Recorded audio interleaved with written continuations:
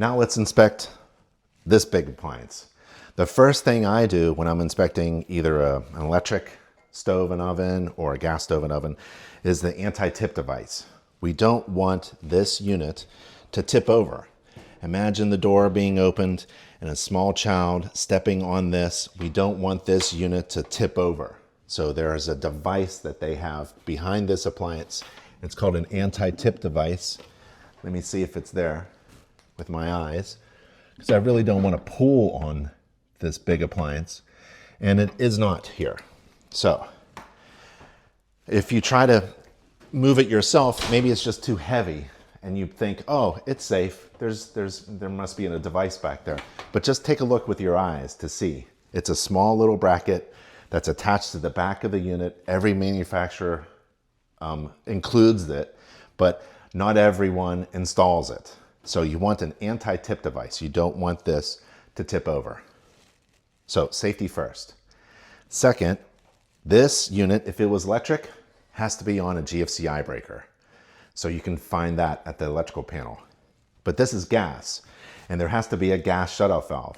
Another way to look at that, I'm not gonna move it or tip it or pull it out, but there should be a gas line and a gas valve back there, and I see that.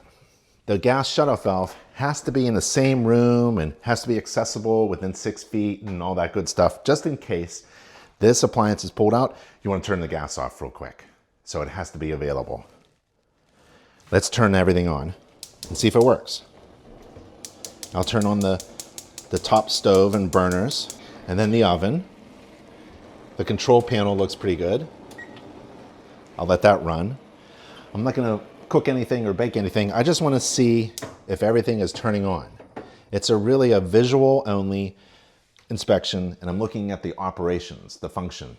If I wanted to test the oven temperature, I'd have a device to test the air temperature inside the oven and compare that with the setting, but I'm not gonna do that. I'm just gonna make sure everything is turning on. So I'm gonna test the oven light. Turns on, turns off. The lens look good. There's no damage on the inside. Got a couple drawers.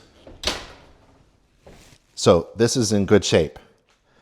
It's installed well with a little bit of clearance in between the countertop and the cabinet, and doesn't look like there's any scorching or damage. Right now we have a vent. I'll turn everything on.